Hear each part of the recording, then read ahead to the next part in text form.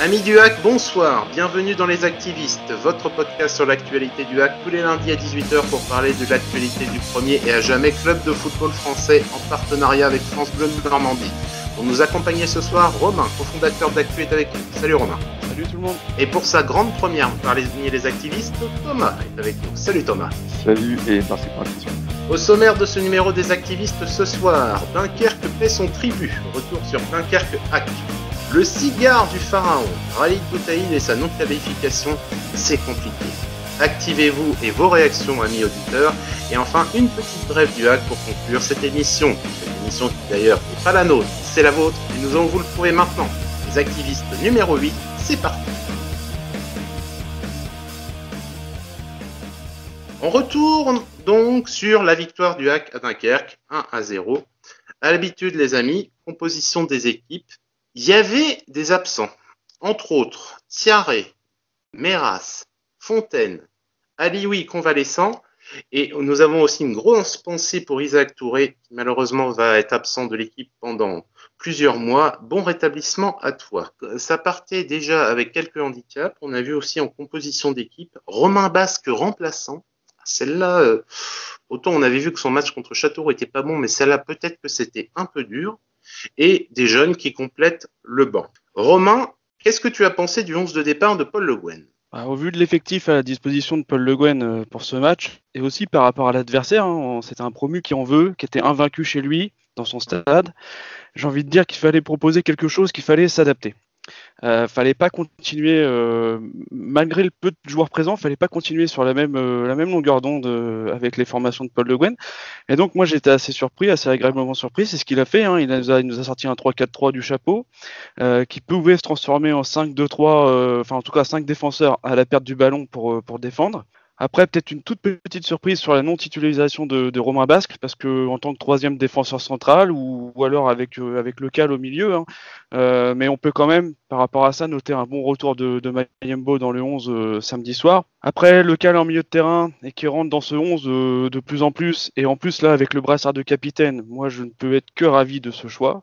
J'adore ce joueur, je l'ai déjà dit de nombreuses fois ici, qui revient à son niveau individuellement, qui pèse beaucoup plus sur les matchs depuis 2-3 matchs, on va dire.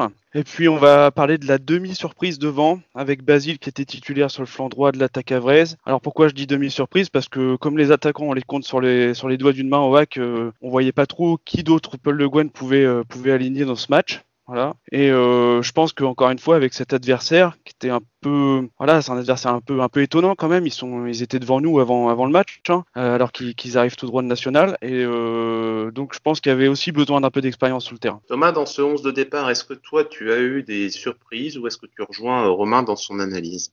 Je rejoins amplement Romain, sauf effectivement, je vais dire, par rapport à Hervé Basile, oui, la demi-surprise, ça m'a beaucoup surpris de le voir, parce que si je peux m'exprimer ainsi, j'ai l'impression qu'Hervé Basile, c'est un CDI intérimaire, c'est-à-dire qu'en fait, il est là un peu quand on a besoin de lui, on va dire, mais effectivement, vis-à-vis de la profondeur de l'effectif, profondeur du banc, en termes d'attaquants, c'est un peu le désert de Gobi, donc j'ai envie de dire, Paul Le Guen, il doit composer avec ce qu'il a, et en attaque, effectivement, c'est assez pauvre, donc il doit faire confiance, du coup, à Hervé, sinon pour le reste j'étais surpris par le 3-4-3 également. C'est quelque chose que je sais pas si j'ai déjà vu au hack cette formation, c'est assez rare. Mais voilà, Paul Le Guen au moins il tente des choses. Il compose avec ce qu'il a et au moins c'est tout à son honneur on va dire. Voilà. Donc j'ai rien d'autre à rajouter par rapport à Romain du coup. C'est sûr qu'au niveau de la composition, Paul Le Guen, entre les absents et les joueurs à disposition, a dû un peu bricoler. Au final, cette formation, surtout en plus avec le forfait d'Imad Abdelli en dernière minute, a quasiment obligé à adopter une tactique expérimentale. Moi, juste la petite surprise, effectivement, Robin Basque, vraiment, il fait un beau début de saison, il se loupe contre Châteauroux, il sort de l'effectif tout de suite. Ouais, ça c'est un peu dommage. Et c'est dur. C'est un peu dur, mais bon, on verra si ensuite la suite donnera raison au coach. Première mi-temps de ce match, j'ai envie de vous dire, messieurs, une alerte d'emblée pour Dunkerque, où quand j'ai vu le centre partir de la droite, je me suis dit, oh mon Dieu, finalement, à la première minute, ça part à côté, c'est pas plus mal. 20 minutes ensuite, entre l'ennui et le néant. Et ensuite, un petit coup franc gagnant de Quentin Cornet pour Mayembo, non, pour Bentil. Ah non, pour Basile, qui réussit sur cette action au final. Et ensuite, rien d'autre. Il y a eu cet éclair de Quentin Cornet et ensuite coup de chausson d'Hervé Basile qui était à 2 doigts de transpercer le filet au sens propre sur son but. Mais entre donc l'action initiale, le coup franc, je sais pas vous, mais on aurait pu aller prendre un thé, ça aurait pas gêné grand-chose. Thomas, qu'est-ce que tu en as pensé de cette première mi-temps? Effectivement, je l'ai trouvé assez insipide, pardon. Pas grand-chose à se mettre sous la dent. Et puis bon, finalement, le hack marque, on va dire, sur sa quasiment seule action de cette mi-temps, sur en plus Hervé Basile, comme quoi il est là quand même, hein, malgré tout, il tente des choses. C'est plutôt bien, c'est ce qu'on attendait de lui depuis le départ. Mais ouais, effectivement, non, pas grand-chose à se mettre sous la dent. Comme tu dis, on aurait pu aller prendre un thé, aller fumer une clope dehors, voilà, enfin, ouais, pas grand chose, hein. C'est vrai que analyser, c'est pas un match évident à analyser, hein. Clairement, c'était assez soporifique. Romain, est-ce que tu as trouvé autre chose dans cette première mi-temps? Non, bon, on a été beaucoup trop dominé pendant les 20 premières minutes. Ben Mohamed, Woyo, Koulibaly qui ont cherché longtemps leur marque, hein, dans cette nouvelle formation. Comme tu l'as dit, grosse alerte à la 52e seconde du match, donc c'était un peu chaud. Heureusement que le Dunkerquois rate sa reprise de volée. Après, j'étais pas surpris de la réaction de Dunkerque, hein. Je les ai trouvés hyper combatifs, je les ai trouvés à 110%. Vraiment, je les ai trouvés, dans l'engagement, ils étaient ouais, très très engagés. Et je me suis même dit que ça allait pas tenir comme ça tout le match. Après, est-ce que c'est pour ça que petit à petit, on a réussi à reprendre un peu le dessus pour arriver jusqu'au but? Je pense qu'il y a de ça. Un beau coup de pied encore arrêté, botté par Cornet. Après, à noter qu'il a fait que ça de bien samedi soir. Enfin, en tout cas, de ce que j'ai noté. La tête de Mayembo méritait d'aller au fond. On avait parlé aussi la semaine dernière que le gardien de Dunkerque était très bon. Il nous l'a prouvé sur l'arrêt et sur la tête. Et puis Basile qui traîne par là, très bien. On parle quand même d'Hervé Basile, hein, de 18 mois après son dernier but en Ciel et Marine. Qui l'aurait cru? Tant mieux. Et moi, j'ai envie de dire, je qualifierais le score de 1-0 pour le hack à la mi-temps un score d'opportuniste. Mais pas totalement immérité parce qu'au final, Dunkerque a pas, hormis cette frappe, a pas été dangereux. Ils ont eu le ballon sans savoir trop quoi en faire. Et donc après le but pour l'USLD Rideau, moi j'ai rien vu derrière et le hack a géré tranquillement pour arriver à la mi-temps. Et on repartait sur la même en deuxième mi-temps, un match qui ronronne gentiment. On a Gomez et Casimir qui rentrent, ça fait plaisir de voir nos petits jeunes rentrer en attendant l'éventuelle qualification de Raïd Boutaïm. On en reparlera plus tard. Et hormis ça, une petite frayeur à la 80e où je vois la frappe du Dunkerquois dans le but et au final ça passe juste à côté. Mais sinon, pareil, un éclair et vraiment pas grand chose. Ça suffira, je pense. Romain, toi, t'as autre chose à rajouter sur la deuxième? Ouais, non, enfin, Dunkerque a pas été dangereux dans le sens où si tu regardes les stats, ils ont pas cadré une frappe. Mais après, on a quand même subi, comme d'habitude, j'ai envie de dire, faut être quand même courageux pour être supporter du hack, hein, j'allais dire depuis cette saison, mais non, depuis un certain temps. Oui, depuis quelques saisons. Voilà, je retiens comme toi la première en Ligue 2 de Casimir, faut le souligner. Voilà, le point positif pour moi, on a été solide, ça a tenu, on y a été au courage. Et puis le point négatif, c'est que c'est quoi finalement nos certitudes à l'issue de cette rencontre? Elles sont très maigres. On n'a pas de certitude dans le jeu. Moi, je retiens que c'était un match où la tactique mise en place par Paul Le Guen a fonctionné. On peut au moins lui donner ça, parce qu'on a quand même vu qu'il était arrivé avec un tout autre projet de jeu que ce qu'on avait aligné face au Paris FC. Voilà, ça a tenu encore une fois. Et puis moi, j'avais parié sur un bon vieux 0-0. Tant mieux, on a su aller mettre le petit but qui fait la différence à la fin du match. Donc tant mieux pour nous. Ça nous replace dans cette Ligue 2 parce qu'on a fait un bon classement. On est 6e. On sait que ce championnat, c'est vraiment les montagnes russes. 2 défaites et puis on se retrouve dans la deuxième partie de tableau de la Ligue 2. Et là, une victoire et on est 6e. Et puis un petit clin d'œil à toi, Gilles, t'avais parié sur un 1-0 pour le hack. Alors moi, je te dis bien joué et puis je m'incline. Bon, ça arrive de temps en temps de tomber juste, hein, c'est pas interdit.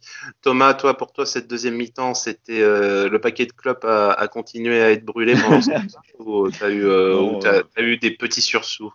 Non, pas évidemment pas. Oui, un peu comme toi finalement à la 80e, parce que j'ai cru comme toi aussi que ça s'était rentré. Enfin, j'ai eu un gros coup de stress, on va dire, un coup de pression. Je me suis dit, oh la mince, ils vont revenir, et encore une fois à la fin du match où on craque. Non, moi j'ai eu l'impression que cette deuxième mi-temps, ça s'est joué sur toute la partie en fait du côté havrais, on va dire, avec voilà un bloc défensif qui a tenu bon, hein, quand même malgré tout.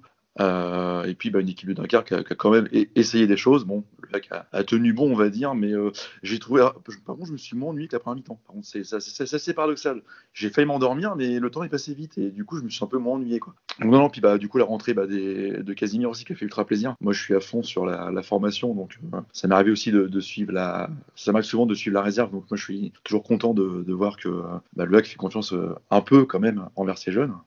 Bon, ça après, on verra après dans les futures analyses, mais à défaut de recruter. Mais en tout cas, voilà, ils ont tenu bon, et puis le 1-0, on prend quoi, on prend. Mais voilà, c'est quand même Dunkerque en face. Ils ont quand même eu la possession largement. Donc voilà, je pense qu'il y a encore de quoi se remettre en question après ce match. Mais en tout cas, voilà, le 1-0, on prend. La 6e place, on la prend aussi. Et comme disait Romain, effectivement, par contre, pour moi, il faudra faire une série parce que, effectivement, une défaite, 2 défaites, et on retombe dans les travers de la moitié de tableau, voire du bas de tableau. Donc, effectivement, on va falloir commencer à faire de la série parce que sinon, ça va être compliqué. Je vous incite d'ailleurs, chers auditeurs, à regarder le classement détaillé de la Ligue 2. Vous verrez des fois des choses qui sont quand même étonnantes. Moi, ce qui m'étonne, c'est le peu de buts marqués par la majorité des équipes. Il y a beaucoup d'équipes qui sont à 6-7 buts, donc c'est quand même 6, 7, 8 buts, c'est après autant de journées, donc c'est quand même assez faible. Nous sommes, 6e actuellement. Nous enregistrons donc le dimanche en attendant les matchs éventuels qui vont suivre.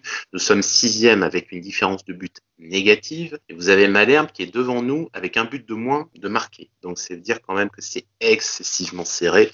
Cette Ligue 2 est absolument impronosticable, hormis peut-être 2 équipes pour lesquelles on a commencé à avoir des certitudes. C'est Paris en haut et Chambly en bas. Dans les joueurs que je tiens à retenir, donc Hervé Basile, je pense que nous sommes d'accord, il a fait une bonne rentrée. On avait déjà vu déjà contre Amiens que peut-être que Paul Le Guen avait dans l'idée de le relancer d'une manière ou d'une autre, et malheureusement son abonnement à l'infirmerie l'a rappelé loin de l'effectif pour jouer, mais en tout cas hier, on va pas dire grand chose de mal sur lui. Il a fait le boulot. Il a mis le couvercle sur la soupière quand Mayembo et Bentil n'ont pas réussi à finaliser. C'est très bien, c'est bon pour la confiance. Et on parlait de Romain Basque en début d'émission. Je sais pas vous, mais moi la rentrée de Romain Basque, j'ai pas aimé. Je l'ai trouvé agressif. J'ai même eu peur à un moment qu'il prenne plus qu'un jaune. Alors je sais pas s'il est encore s'il est dans une mauvaise passe ou s'il a toujours pas digéré le fait d'être sorti de son match contre Châteauroux suite à sa prestation en demi-teinte. Mais s'il a été aussi agressif que ça pendant la semaine, on peut peut-être comprendre pourquoi il n'a pas été titularisé samedi soir. Plus important, c'est la victoire, 1-0, on repart avec les 3 points. On dira vraiment là que c'était l'essentiel. On va prendre des paroles de footballeur. Prochain match, on espère que certains de nos blessés vont revenir et que Paul Le Guen aura un peu plus de matériel à sa disposition pour ne pas subir sa formation, mais plutôt la faire. C'est donc terminé pour ce premier sujet. Nous allons maintenant attaquer notre deuxième sujet sur Rally Boutaïb.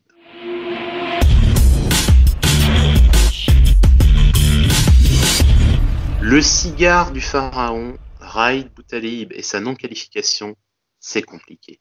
De quoi s'agit-il? Dans l'interview d'avant-match, Paul Le Guen a répondu à certaines questions de Benoît Donquel concernant Rally Boutaïb. Je tiens d'ailleurs au nom d'Actu à remercier le Foot Normand d'avoir capté le moment, car sur la vidéo YouTube de la conférence de presse du HAC, la séquence n'apparaît pas. On démarre juste après. C'est sûrement une pure coïncidence. Sur ce qu'on comprend, en fait, la situation était claire pour Paul Le Guen concernant la situation contractuelle de Raïd Boutaïb, et apparemment, il avait demandé des choses à plusieurs reprises, ça semblait OK, et malheureusement, on apprend là, depuis 10 jours, que Raïd Boutaïb ne serait peut-être pas aussi libre de ses mouvements que ça. Il y avait sûrement des soucis qui devaient être réglés avec le Zamalek, donc forcément, le Zamalek a décidé de ne rien lâcher dans cette affaire, et bloque le certificat de transfert international pour Rally Boutaïb. On se pose juste quand même quelques questions. Si c'est un joueur libre et qu'il y a encore un souci, pourquoi l'avoir fait signer précipitamment le dernier jour à la dernière heure du mercato? Il était libre, il aurait pu signer plus tard, ça n'aurait pas le gêné. Et maintenant aussi, d'autres questions se posent, c'est qu'est-ce qu'on fait? On attend gentiment la décision de la FIFA, voire du TAS, parce que ça peut monter encore plus haut cette affaire. On passe par des biais fédéraux pour faire accélérer les choses en demandant aux équipes de Noël Le Graët d'appeler celle de Gianni Infantino pour peut-être mettre le dossier en haut de la pile ou tout simplement, est-ce que ça ira peut-être jusqu'à une dénonciation du contrat? On n'en sait rien, c'est pas la tendance pour le moment, mais Paul Le Guen, à la question est-ce qu'il y aura un joker, a clairement dit non, on arrête les frais maintenant, on reste avec les joueurs qui sont là et on parle là-dessus. Thomas, quel est ton sujet sur cet imbroglio avec Khalid Boutaïb? Moi, clairement, j'ai l'impression que le club, entre guillemets, s'est mis la pression tout seul avec le mercato, clairement, par rapport à la réaction sûrement des supporters, par rapport à la réaction d'un peu tout le monde au final. Et encore une fois, ils ont dû faire avec ce qu'ils avaient. Alors oui, on sait très bien qu'il y a, sur les transferts, il y a une concurrence. Que c'est compliqué, que avec ce qui s'est passé avec le Covid, forcément les clubs aussi n'ont pas forcément beaucoup de gros budgets. Mais moi, par contre, vis-à-vis du HAC, j'ai entendu une réflexion intéressante d'un ami qui disait que Vincent Volpe n'avait pas non plus forcément l'ambition de trop recruter par rapport justement au Covid. Parce que imagine si la saison est de nouveau interrompue, justement, quid de faire des économies? Moi, je pense que c'est un peu paradoxal. C'est la course finalement pour faire plaisir aux gens, entre guillemets, trouver un attaquant, un attaquant quoi.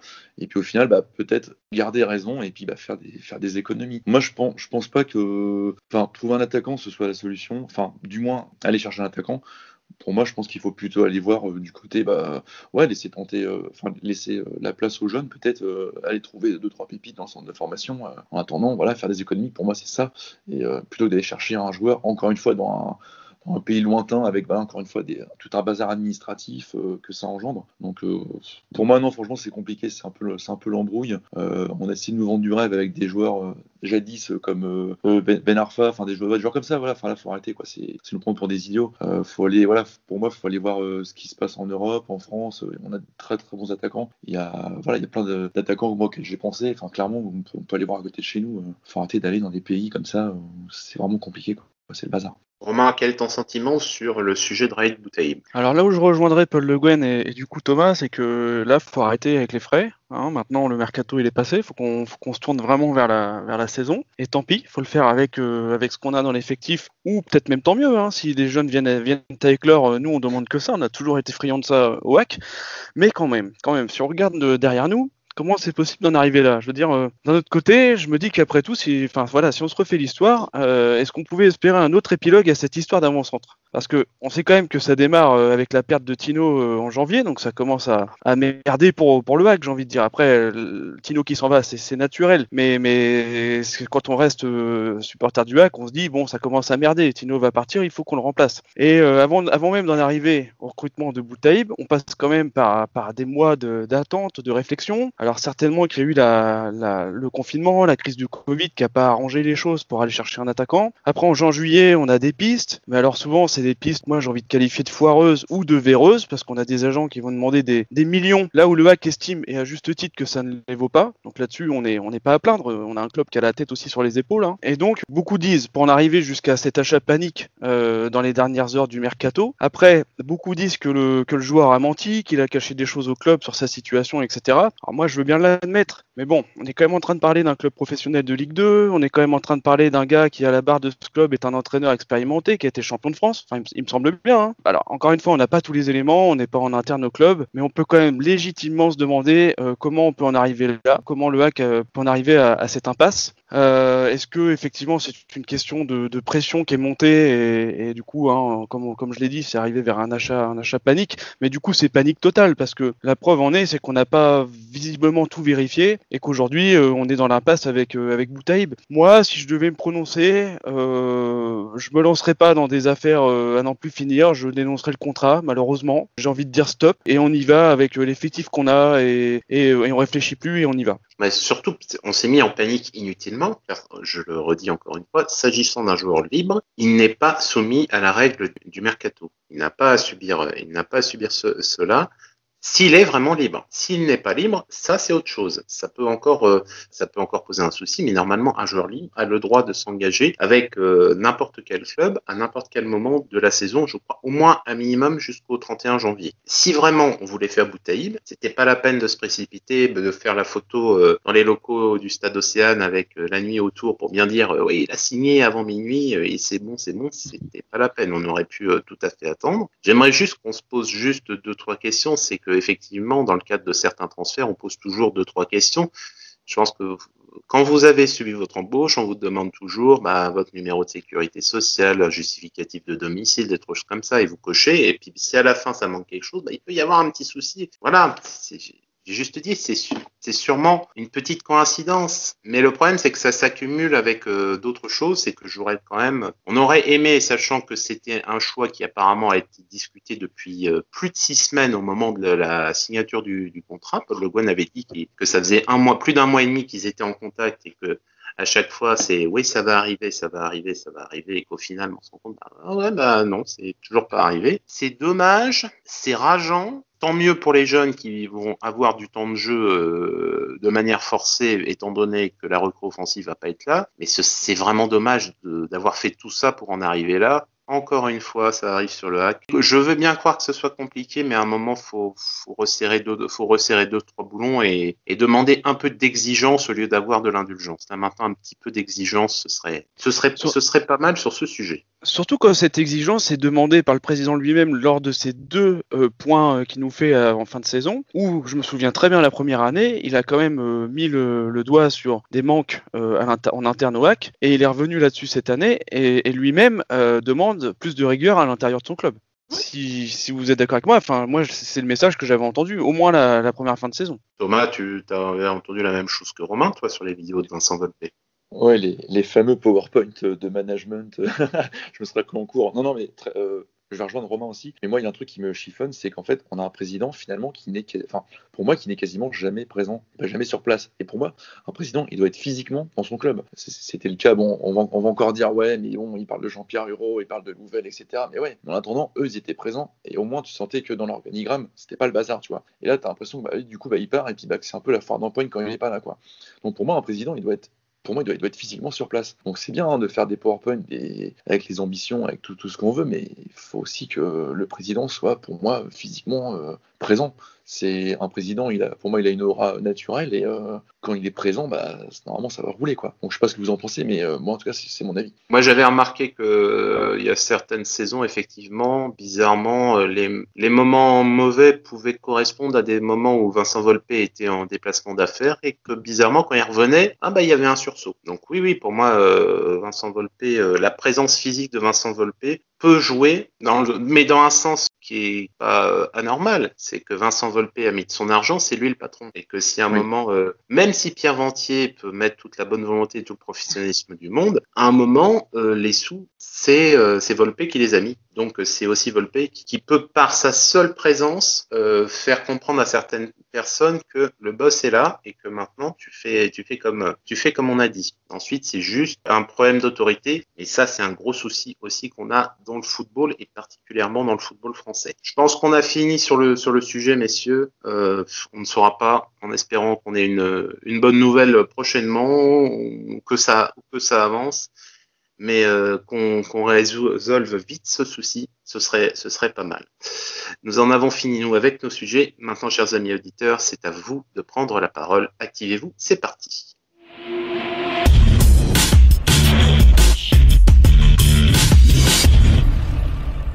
Romain, tu as compilé quelques bonnes réactions de la part de nos auditeurs et de nos chers internautes. Qu'est-ce que tu as retenu dans ta besace concernant les 2 sujets évoqués ? Alors je vais commencer par le sujet bouteille. Vous imaginez bien que ça a fait beaucoup réagir sur les réseaux. Je vais commencer par un petit tweet de Benoît Donquel de la presse avraise, qui pense que le club n'y est pas pour grand-chose quant aux soucis juridiques par rapport à Boutaïb, si ce n'est d'avoir pris le risque d'attendre les dernières heures du jour du mercato. Donc ça, on en a discuté.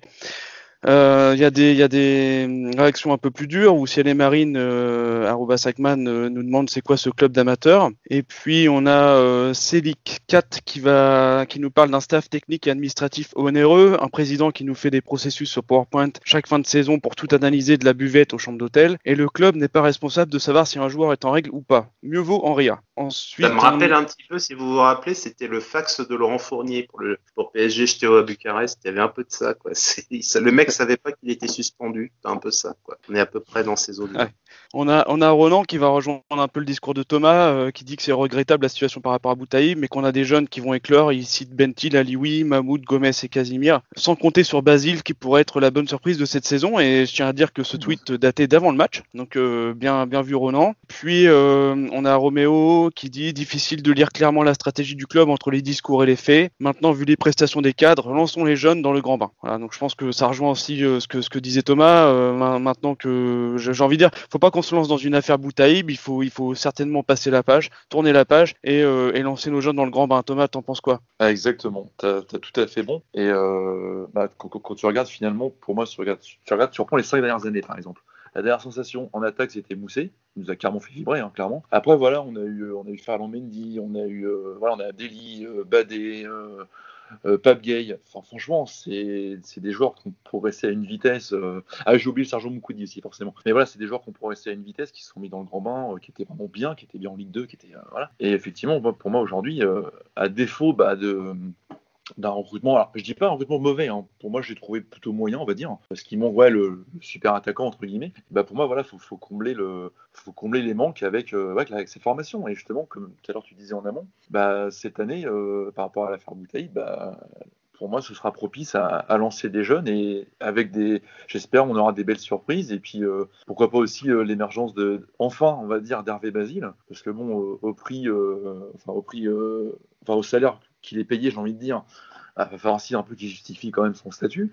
Donc voilà, effectivement, tout ça, ça peut faire une belle alchimie, ça peut faire une belle surprise. Moi, en tout cas, j'y crois, j'ai toujours été un défenseur de la formation, parce qu'il ne faut pas oublier quand même que c'est quand même un des piliers de notre club. Et donc, effectivement, à défaut d'un recrutement, on va dire, au top, et pourquoi pas jouer sur cette formation qui était, je rappelle, excellente, qui est dans l'excellence. Donc voilà, moi c'est comme ça que je le vois, et j'espère vibrer avec ces jeunes. Romain, est-ce que tu as d'autres commentaires qui ont retenu ton attention? Alors ouais, maintenant je vais passer sur... j'ai 2 petits tweets sympas là en avant-match. Toujours Ronan d'ailleurs qui dit que pendant que certains estiment qu'il est encore un peu tôt pour lancer nos jeunes, Momo Cissé, lui, a joué ses premières minutes en Bundesliga. Donc je pense que Ronan a été content de voir les jeunes sur le terrain rentrer au moins hier en deuxième mi-temps là, puis avec Godwin Beltin qui était titulaire. Et puis Renaud qu'on avait reçu dans les activistes, dans le hors-série des activistes. Avant le match, il nous dit a priori un 3-5-2 ce soir. Et figurez-vous que ce 3-5-2, Renaud en a parlé dans son interview. Et c'est ce qu'il souhaitait voir comme formation avec l'effectif actuel au HAC. Donc il se demande si Paul Le Guen a écouté l'émission des activistes et d'Actu FR, parce qu'il avait proposé cette formation. Et donc avant le match, il dit par contre on a intérêt de gagner, mais ça me plaît car le jeu sera mieux, je pense. Alors après le jeu, c'est peut-être à discuter, ça n'a pas forcément été beaucoup mieux, mais on a gagné. Donc ce qu'il faut retenir, c'est les 3 points, et surtout que Renaud avait réclamé cette formation et qu'il l'a eu. Et après, je vais passer sur des réactions d'après-match. On a Poch Hack qui nous dit que le match n'était pas flamboyant, qu'il va retenir les 3 points. Il note là un bon retour de Mayembo dans la défense, et puis le but de Basile va-t-il le relancer? Et il demande à enchaîner, il demande une série. Pour moi, donc pour Fanatic 76, c'est aussi la victoire de Paul Le Guen. Il a osé un schéma avec beaucoup d'absence et il a réussi. Je suis d'accord que le jeu n'est pas flamboyant, mais je sentais le coup sur des contres ce soir. Et quelle fierté de nos jeunes de la KV sur le prêt. Et merci Miraculous Basile pour les 3 points. Donc en gros, les gens retiennent un peu tout ce qu'on a pu se dire dans cette émission aujourd'hui. On a des tweets de Guillaume plutôt sur un ton humoristique qui dit aussi si toi aussi tu as des tendances masochistes, rejoins-nous au HAC. C'était avant le match, je crois. Je crois que c'était avant le match, mais oui. Ouais, c'est possible. Et après, pendant la deuxième mi-temps, il a dit si je devais me mettre les noix entre les fesses à chaque match du HAC, je pourrais ouvrir une usine d'huile d'arachide tellement c'est tendu pendant 90 minutes. Voilà. Mais on le sait, de toute façon, on est supporter du HAC, c'est à mi-chemin entre le sacerdoce et le masochisme, mais si on y revient toutes les semaines, c'est qu'on l'aime, ce club, quoi. Exactement. Voilà. Et puis je voudrais juste parler de François Manoury qui n'était pas aux commandes hier soir sur France Bleu, mais qui était avec nous sur Twitter. Il a fait un grand yes à la fin du match, solide, efficace, la recette est là. Le contenu, on s'en moque, il n'y a personne dans le stade. Bravo à son remplaçant qui l'a remplacé là au micro de France Bleu hier soir, et qui lui demande de bien rentrer, surtout avec les 3 points dans les bagages. Donc je pense qu'il a été écouté et les 3 points sont là. Et puis François revient aussi sur le début de saison où il dit que tout n'est pas simple depuis le début de saison, l'affaire Boutaïb, Victor Lecal, les suspensions, les blessures. Il dit que ça va, que le Covid n'a pas encore été trop méchant avec nous, toute proportion gardée. Et en attendant, il nous rappelle qu'on n'est plus qu'à 1 point du deuxième. Et il rappelle aussi qu'il s'emballe pas, mais qu'il fait juste un petit constat à l'instant T. Et moi, je trouve ce constat plutôt sympa aussi. En tout cas, oui. On en est là à ce moment-là. On n'est pas encore définitivement largué. Cette Ligue 2 est définitivement impronosticable. Mais je sais pas vous, mais moi, François Manoury, ça fait plaisir d'avoir un Bézo au micro. Ça change tout. Ça, c'est ma petit salut amical à François, où vraiment il a pris en main son Twitter rapidement et ça fait plaisir d'avoir un vrai au micro pour commenter le hack. C'est vraiment très très sympa.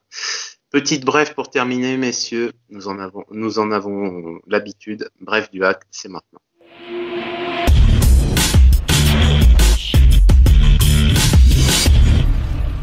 D'un local à l'autre, juste, nous avons vu passer ça. Lucas Lecal, le petit frère de Victor, se débrouillait très bien en e-sport. Il a eu de très très gros résultats depuis le début de l'année.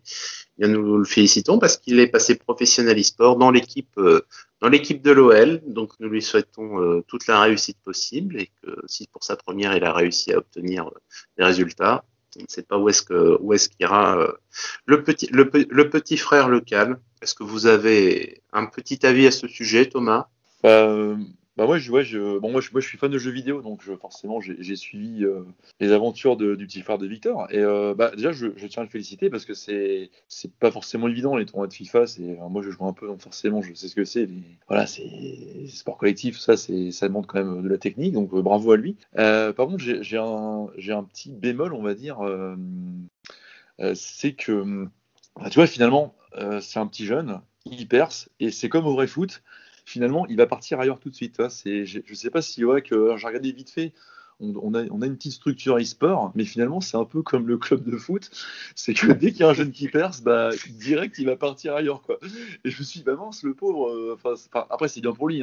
Si ça le permet après d'avoir plus de notoriété, plus de sponsors et compagnie, tant mieux. Mais voilà, encore une fois, tu vois, c'est marrant. Il perce et puis hop, il part direct, quoi. Donc, encore une fois, j'ai rien contre lui. C'est très bien. Il faut qu'il le fasse. Voilà.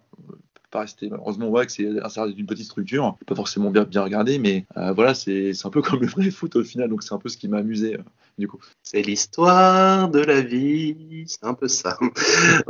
Romain, est-ce que tu voulais rajouter quelque chose au propos de Thomas? Non, je voulais féliciter le petit frère de Victor, donc Lucas. Je lui souhaite toute la réussite possible dans le domaine du e-sport. Et effectivement, après c'est malheureux, mais s'il faut qu'il aille jouer dans l'équipe de l'OL pour éclore dans ce domaine, voilà, je lui souhaite de continuer et de réussir. C'est fini pour ce soir. Nous vous remercions de nous avoir suivis. Pour ne pas manquer nos prochaines émissions, abonnez-vous à notre chaîne YouTube, laissez un pouce bleu, un commentaire et mettez la cloche afin d'être prévenu dès la sortie. Nous sommes également disponibles sur toutes les plateformes de podcast, y compris iTunes, depuis ce numéro. Rejoignez-nous sur Twitter @actu_fr avec le hashtag activiste au pluriel, ainsi que sur notre site actu.fr pour recevoir nos alertes articles et participer au concours de pronostics. Vous pourrez nous retrouver dans les journaux matinaux de notre partenaire France Bleu Normandie chaque jour de match. Retrouvez également 100% Ciel et Marine du lundi au vendredi entre 18h et 18h30 avec François Manoury et Greg Godefroy où vous pourrez gagner des places pour les matchs du hack au Stade Océane, s'il y en a encore, en fonction des conditions bien évidemment. Nous vous souhaitons une bonne soirée, à bientôt pour le prochain numéro des activistes et en attendant, allez le hack!